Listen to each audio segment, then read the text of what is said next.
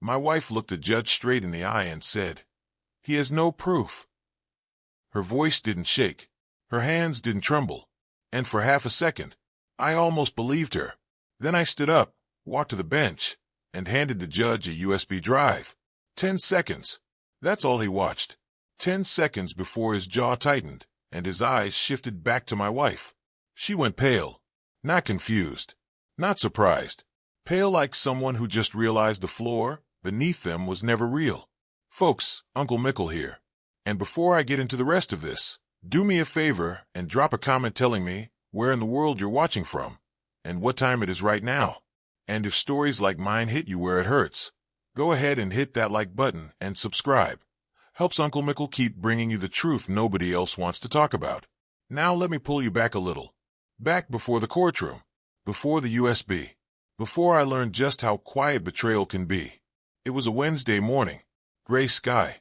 Fluorescent lights buzzing overhead, like they always do in those county buildings. Divorce court doesn't look dramatic. No marble pillars. No music swelling in the background. Just plastic chairs, tired people, and the smell of burnt coffee drifting in from a hallway nobody wants to walk down. I was sitting at the defendant's table alone. That part mattered more than I understood at the time. Across the room, my wife, Sarah, sat beside her attorney. She looked composed. Hair done. Navy blazer. Wedding ring gone. She hadn't looked at me once since walking in. Not even when I sat down. And that should have hurt more than it did. But by then, I was already numb in a very specific way. The kind of numb that comes after you've replayed the same memory so many times it stops cutting you open and starts sharpening you instead. The judge called our case. Sarah's lawyer spoke first. Smooth voice. Clean words. The kind of man who says things like irreconcilable differences without blinking. Then Sarah spoke. She said I was controlling. She said I was paranoid. She said I imagined things because I couldn't handle the idea of losing her. And then she smiled. Just barely. That's when she said it. The line people still quote back to me. He has no proof. A few people in the gallery shifted. Someone coughed. The judge leaned back slightly, fingers steepled, and looked in my direction.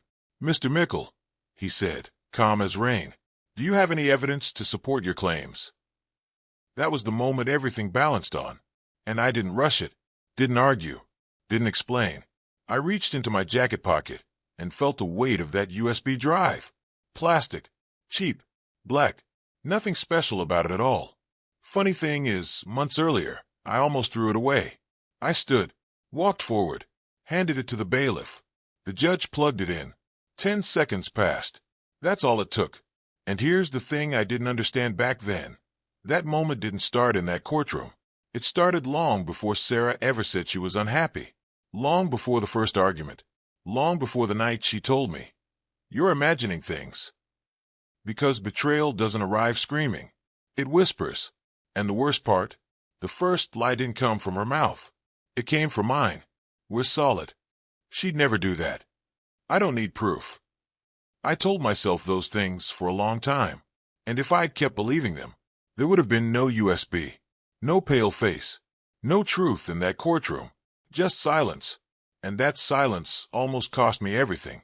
But the story of how I got that proof, how I learned to stop trusting words and start watching patterns, that's where things really begin. And once I noticed the first crack, I couldn't unsee it. Before all of that, before courtrooms and lawyers, and that little black USB, life was steady. Not perfect. Just solid enough that you stopped checking the foundation. Sarah and I had been married 12 years. Not the kind of marriage people post about every week online, but the kind where you know which cabinet creaks, which mug is hers, and how much milk to buy without asking. We lived in a quiet neighborhood where the loudest thing at night was a dog 2 streets over who never learned when to quit. I worked long hours back then. Project management. Deadlines stacked on deadlines. The kind of job where your phone buzzes during dinner, and you don't even flinch anymore. Sarah worked part-time at a marketing firm, mostly remote, flexible hours. We told ourselves that balance was a blessing, and for a long time it was. Evenings were predictable in a comforting way. I come home, loosen my tie, set my keys in the same bowl by the door. Sarah would already be in sweatpants, hair pulled back, something simmering on the stove. We'd talk about small things. Who said what at work? Which neighbor was repainting their fence again? Weekends meant grocery runs, yard work, maybe dinner with friends if someone remembered to plan ahead. We laughed enough. Not fireworks laughter. Real laughter. The kind that settles in your chest and stays there. Looking back, that's what makes this part hard to explain. Because nothing felt wrong. I remember thinking, honestly thinking, we made it. Past the dangerous years. Past the figuring each other out phase. We weren't fragile. We were proven. I even said it out loud once, sitting on the back porch with a beer in my hand. We're good, you know. She smiled when I said it, leaned her head against my shoulder. Yeah, she said. We are. And maybe she meant it in that moment. I don't know. That question still circles me sometimes late at night. There were routines I trusted. Sarah handled the bills. Always had. She was organized, methodical. I trusted her with that the way you trust gravity. I handled the bigger expenses, the savings, the long-term planning. We didn't fight about money, which I used to brag about like it was some kind of achievement. We had friends who divorced loudly, explosively. We'd sit in the car afterward and shake our heads. Couldn't be us. They never talked. They ignored the signs. I said those things with confidence, with judgment, if I'm being honest. That confidence would come back to haunt me. Emotionally, I was comfortable. That's the best word. Not passionate, not bored, comfortable. I didn't feel like I needed to watch my back, or my front, or anything at all. And that's where the danger lives. The first thing that changed wasn't a fight. It wasn't distance. It was timing. Sarah started staying up later than me. Said she had deadlines, campaigns, just one more email. I believed her because I wanted to, because nothing in her tone sounded false. Then her phone habit shifted. Nothing dramatic, just subtle. Screen face down more often. Notifications silenced when she used to leave them on. If I asked who texted, she'd answer quickly. Just work. That line became common. Too common. But here's the thing. I didn't confront it. Not then. I filed it away. Labeled it stress and busy season and don't overthink it. I told myself another line I'd repeat later in court. I trust my wife. There was one night, just one, that sticks out now like a warning I ignored. We were in bed, lights off, quiet settled in. I reached for her hand like I always did. She didn't pull away. She just didn't squeeze back. And after a moment she said softly, "I'm just tired." That was it. No argument. No scene. But I lay there staring at the ceiling, feeling something shift without knowing why. I didn't understand it then. I do now. Because that wasn't exhaustion. That was distance practicing how to disappear. And that was the first crack. You're imagining things. Don't make it weird. Everything's fine. Those were the phrases that wrapped around my doubt like insulation. And for a while they worked. Until the day something small went missing. And I couldn't explain why it bothered me so much. It was a charger. That's what went missing. Not jewelry. Not cash. Not anything dramatic enough to justify the way my chest tightened when I realized it wasn't where it should have been. Sarah had a habit, always had, of charging her phone in the kitchen at night. Same outlet. Same white cable. I trip over it barefoot sometimes and complain, half joking. One of these days I'm gonna break my neck. She'd laugh. Then you'll finally stop nagging me. So when I went to unplug my laptop one evening and saw that outlet empty, it stopped me cold. At first, I told myself it was nothing. Cable broke. She moved it. Maybe she was charging in the bedroom now. Reasonable explanations lined up fast, eager to be believed. But when I asked her, casual, no edge, she didn't look up right away. Huh, she said. I repeated myself. She shrugged. Oh, I dunno. Must be upstairs. Must be. That phrase landed wrong. I checked upstairs later. Nightstand. Empty. Desk. Nothing. Even the junk drawer where cables go to die, nothing. The charger was gone. And here's the part one didn't tell anyone for a long time. It wasn't the missing charger that bothered me. It was how quickly my mind supplied an answer I didn't want. Someone else's house. I shook my head at myself. Literally shook it. Like I could knock the thought loose. Get a grip. You're tired. Don't turn into that guy. That night, I slept light. Every sound felt louder than it should have been. When Sarah slipped out of bed around midnight, said she couldn't sleep, was going to finish some work, I listened to her footsteps fade down the stairs. And I waited. 10 minutes. 20. Her laptop stayed closed on the desk upstairs. That was new. Around 1 in the morning, I heard the front door open. Close softly. Too softly. Like someone practiced being quiet. When she came back up, she smelled different. Not perfume. Not sweat. Just outside. Cool air. Night air. Everything okay? I asked, keeping my voice steady. Yeah, she said too quickly. Just needed some air. She didn't meet my eyes. That was the moment my instincts finally stopped whispering. They cleared their throat. The next few days, I watched. Quietly. I didn't accuse. Didn't snoop. I just paid attention in a way I hadn't before. Patterns you miss when you're comfortable become obvious when you're alert. She guarded her phone now. Took it into the bathroom. Slept with it under her pillow once, like a teenager.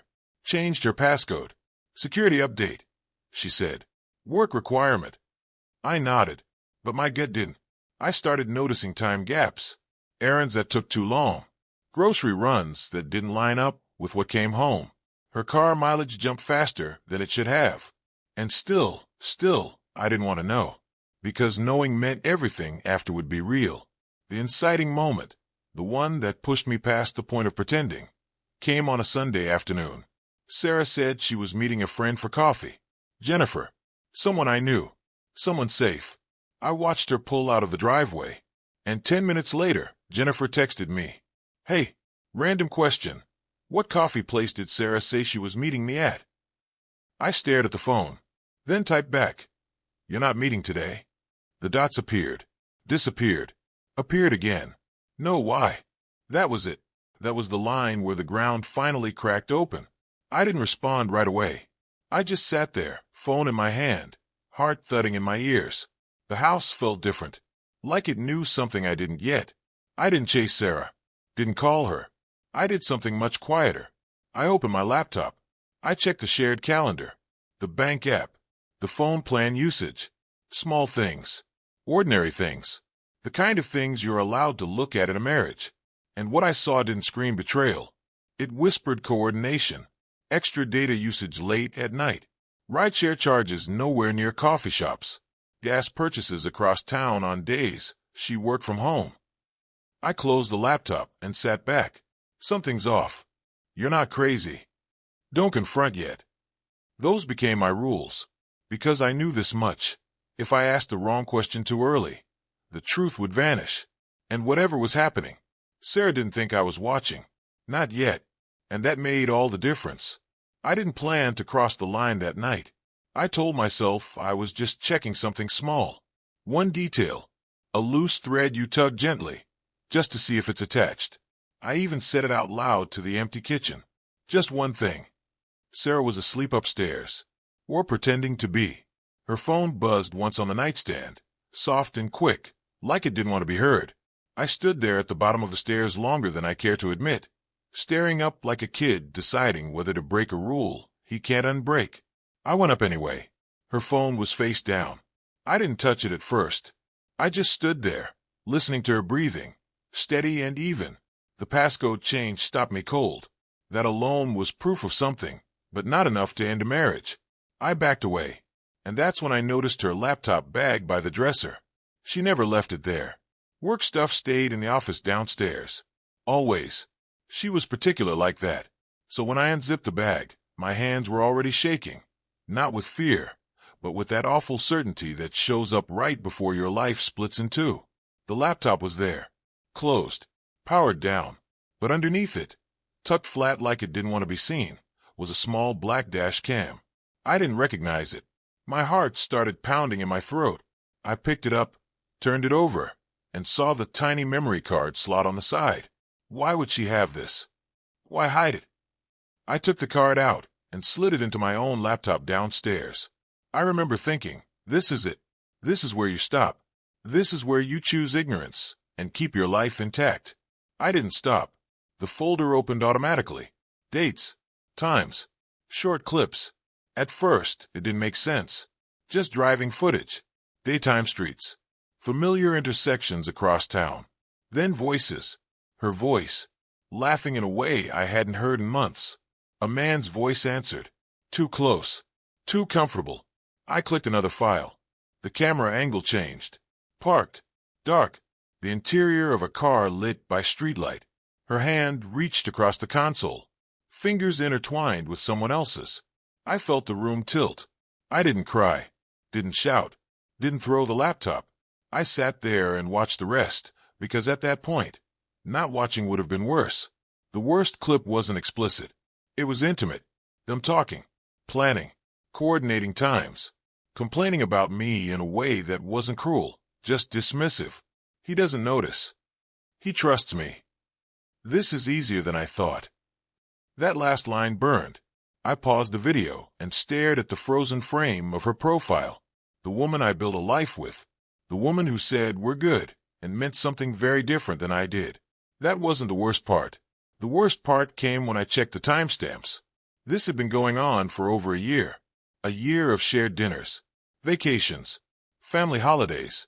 A year of lying with ease. A year of me trusting without question. I kept digging. Emails. Archive folders. A separate cloud account synced to her phone that I'd never seen. Hotel confirmations forwarded and deleted. Messages saved under a woman's name that wasn't real. Michael. That was his name. Married. 2 kids. Worked in sales. I found his social media in under 5 minutes once I had the pieces. Smiling family photos. Captions about loyalty and hard work. I almost laughed. I copied everything. Videos. Messages. Receipts. I didn't rush. I didn't confront. I didn't even sleep much that night. I organized it all like a man preparing for surgery. Folder by folder. Label by label. When Sarah came down the next morning, cheerful and relaxed, I felt like I was looking at a stranger wearing her face. She kissed my cheek. Morning. I nodded. Inside, something cold and steady locked into place. Because here's what I realized in that moment. I didn't just have proof. I had time. And she had no idea. You okay? She asked. Yeah, I said. Just thinking. And I was. Thinking about how lies unravel. Thinking about patience. Thinking about how truth doesn't need to rush. What I found that night changed everything. But what I decided to do with it, that took longer. And it took something darker than anger. I didn't confront her. That surprises people when they hear this part. They expect yelling, plates breaking, some dramatic midnight showdown. But anger is loud, and loud gives away position. What settled over me instead was something colder, quieter. The kind of calm you feel when a fever finally breaks, and you can think straight for the first time in days. I went to work like nothing happened. Sat through meetings. Answered emails. Nodded at the right moments. Inside, I was reorganizing my entire understanding of my life. At night, I lay beside Sarah and stared at the ceiling while she slept easily, her phone charging somewhere I could no longer see. I thought about every lie she'd told me and how easily they came out. How natural. You don't need to know everything. It's not what you think. Why are you acting strange? Those lines weren't spoken yet, but I could already hear them coming. I spent the next few weeks doing 3 things. Quietly. Methodically. First, I gathered more proof. Not because I needed it, but because I wanted the truth to stand on its own feet. I mirrored her cloud account. Pull call logs. Archived messages. The dashcam clips weren't a fluke. They were routine. She recorded their drives like souvenirs. Second, I talked to a lawyer. Not a dramatic one. Not a shark. Just a steady man with gray hair who listened more than he spoke. When I laid everything out, he didn't gasp. He didn't shake his head. He just said, "Good thing you didn't confront her." That sentence stuck. He explained timelines, evidence, what mattered and what didn't, how infidelity plays in court, not emotionally, but practically. He told me something else too. People who lie this, well, don't panic early. They panic when they're cornered. That became my compass. Third, and this was the hardest, I watched myself. I paid attention to how quickly bitterness wanted to take over. How easy it would have been to become someone I didn't recognize. I didn't want revenge fueled by rage. I wanted clarity fueled by control. There's a difference.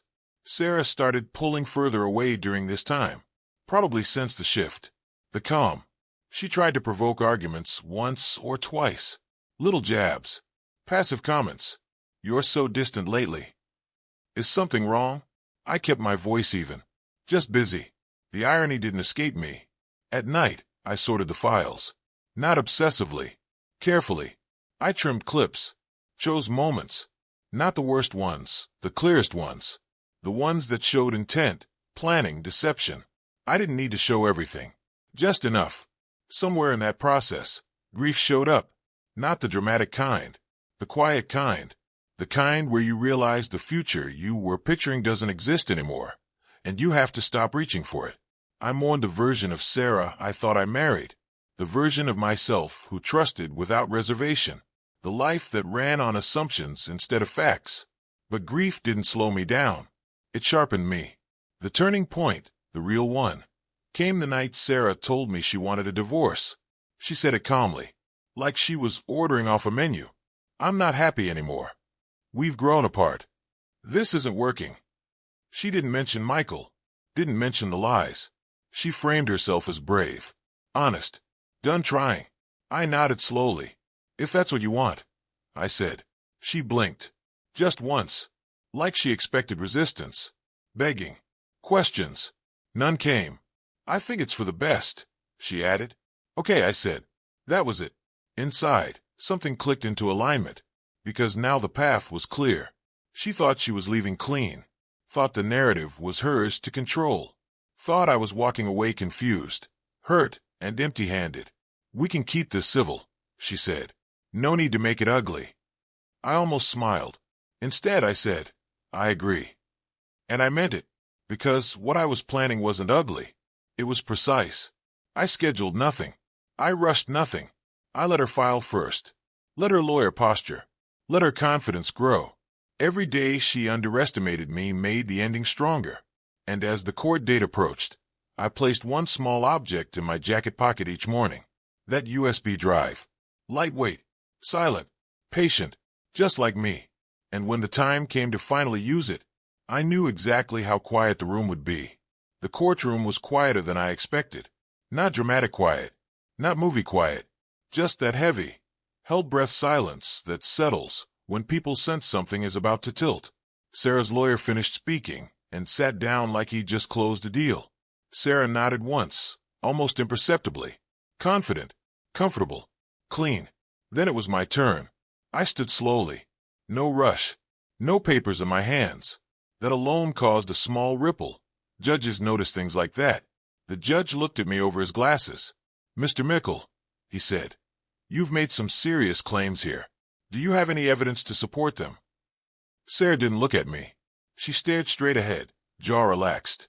That's when she said it. He has no proof. Clear. Certain. Almost bored. I didn't respond to her. I reached into my jacket pocket instead, pulled out the USB, held it up between two fingers like it weighed nothing, which physically it did. Yes, Your Honor, I said. I do. I walked forward. Each step felt deliberate, like placing a chess piece instead of moving my feet. I handed the USB to the bailiff, who passed it to the judge. Sarah finally looked at me then. Just a glance. Just long enough for me to see the flicker. The judge plugged the USB into his computer. The screen angled slightly away from us, but I didn't need to see it. I knew exactly what was queued up. The first video played. 10 seconds passed. That was all. The judge's posture changed. Subtle but unmistakable. He leaned forward, paused the video, looked over the top of the monitor at Sarah. She had gone pale. Not shocked. Not confused. Cornered. Her lawyer leaned in to whisper something. She shook her head slightly. I still locked on the judge, like she could will him to unsee what he'd just seen. Is this authentic? The judge asked. Yes, Your Honor, I said. Time-stamped, unedited, and corroborated with records included on the drive. The judge nodded once, clicked to another file, watched again. Longer this time. Sarah's confidence collapsed inward. Shoulders tight, hands clasped too hard in her lap. "This appears to show ongoing infidelity," the judge said calmly, "including planning and concealment." Her lawyer stood abruptly. "Your Honor." The judge raised a hand. "I've seen enough for now." That sentence landed like a gavel strike inside my chest. Sarah finally spoke. Her voice was smaller than I remembered. "It's not what it looks like." The judge didn't even look at her when he replied. "It looks very clear." I stayed still. Said nothing. Let the evidence speak. Let the room absorb the shift. Because this wasn't about humiliation. It was about truth standing where lies used to be. The judge outlined next steps. Adjustments. Considerations. He mentioned credibility. Used that word twice. Credibility is expensive when you lose it. When the hearing adjourned, Sarah didn't approach me. She didn't cry. She just sat there, staring at the table like it might explain how everything unraveled so quickly. As I turned to leave, I heard her whisper something. Not to me. Not to anyone in particular. "How did you know?" I paused. Didn't turn around. "I paid attention," I said, and I walked out. The hallway felt brighter. Not happier. Just clearer. Like stepping outside after a storm you didn't realize you were standing in. The USB went back into my pocket. Its job was done. And for the first time in a long while. So was I. The weeks after court were quieter than I expected. No victory lap. No sense of triumph. Just a long exhale I didn't realize I'd been holding for over a year. When you live in constant alert, your body forgets what calm feels like. It takes time to relearn it. The divorce didn't drag on. Credibility matters, and once it cracks, things move faster. There were negotiations, paperwork, signatures. But the fight I'd braced for never came. Sarah stopped pushing. Stopped posturing. She looked smaller when we met to finalize things. Not physically, emotionally. Like someone who'd been running on borrowed confidence and suddenly had to pay it back with interest. We didn't talk much. When we did, it stayed surface level. "This didn't have to happen. I didn't mean to hurt you." I didn't respond to those lines. Because intent doesn't erase impact. I moved out of the house we shared for 12 years. Left most of the furniture. Took what mattered. Not objects, space. Silence. Mornings without tension. The first night in my new place, I slept on a mattress on the floor. No headboard. No familiar creaks. I lay there staring at the ceiling and waited for the grief to rush back in. It didn't. What came instead was a strange peace. Not joy. Not relief. Just neutrality. Like the emotional volume had been turned down enough for me to hear my own thoughts again. I started walking in the evenings. Same route every night. No phone. No music. Just movement. It helped recalibrate something inside me. Reminded me I existed outside of what happened. Friends reached out. Some I hadn't heard from in years. We always wondered. "You handled it better than I would have." I nodded through those conversations, but I didn't absorb them. Praise didn't stick. Neither did pity. I wasn't interested in being the villain or the hero of the story. I just wanted to be the man who survived it intact. Sarah and I had one last conversation worth mentioning. It was brief. Unexpected. She asked if I planned it all. "The court thing," she said. "The USB. I thought about it. I planned to tell the truth." I said. "The rest took care of itself." She nodded slowly, like she was filing that away somewhere she couldn't argue with. After that, we didn't speak again. I heard through mutual friends that things with Michael ended badly. Turns out lies don't age well when there's no one left to lie to. I didn't feel satisfaction hearing that. Just confirmation. The real rebuilding happened quietly. I relearned trust, not in people, but in my instincts. I stopped dismissing discomfort just because it was inconvenient. I learned that love without awareness isn't noble. It's risky. Some nights, I still think about the early years. The good ones. They weren't fake. They just weren't permanent. And that's okay. Loss doesn't invalidate what came before. It just reframes it. The biggest change, though, was internal. I stopped needing closure from her. Stopped replaying conversations. Stopped wondering what if. When you see the truth clearly enough, it doesn't haunt you. It frees you. I put the USB drive in a drawer and forgot about it for months. One day while cleaning, I found it again. Held it for a moment. Then I tossed it, not because I wanted to erase the past, but because I didn't need to carry it anymore. I had what mattered: my name, my clarity, my future. And as quiet as it all became, there was one last thing I realized. The story didn't end in that courtroom. It ended when I chose myself without bitterness. And that choice changed everything. So that's where it all settles. Not with a bang, not with applause, but with a man standing in his own kitchen one morning, coffee in hand, realizing the silence around him isn't lonely anymore, it's honest. I've had time since then, time to think about what really broke, and what was already broken long before anyone said the word divorce. Time teaches you something important if you're willing to listen. Betrayal doesn't start with cheating. It starts with comfort replacing attention. I used to think trust meant never questioning, never looking too closely, letting love run on autopilot because you believed the road was straight. Now I know better. Trust isn't blindness. It's awareness without fear. If you're listening to this and something in your life feels off, don't ignore that feeling just because it's inconvenient. Your instincts aren't dramatic. They're protective. They exist to keep you honest with yourself. I also learned that truth doesn't need volume. It doesn't need rage or theatrics. It just needs patience and the right moment to stand up. That courtroom moment everyone asks about, the USB, the look on her face, the judge watching in silence. That wasn't about revenge. It was about balance being restored. I didn't win because I exposed her. I won because I refused to lie to myself. Some of you listening right now are in that quiet phase. The one before discovery, before proof, before decisions. You're telling yourself, it's probably nothing. You're giving explanations where patterns exist. Let me tell you this gently, as someone who's been there. Pay attention, not to accuse, not to control, but to stay grounded in reality. And if the truth turns out to be painful, remember this. You are allowed to respond with dignity. You are allowed to protect yourself without becoming cruel. You are allowed to walk away whole. I didn't come out of this story angry. I came out clear about who I am, clear about what I deserve, clear about the cost of ignoring your own voice. And that clarity, that's worth more than any courtroom victory. So that's my story, folks. If it resonated with you, go ahead and hit that like button, subscribe to the channel, and tell me in the comments where you're listening from. I want to know how far Uncle Mickle's voice travels. Final thought, and I'll leave you with this. The truth always surfaces, but only if you're brave enough to stop looking away.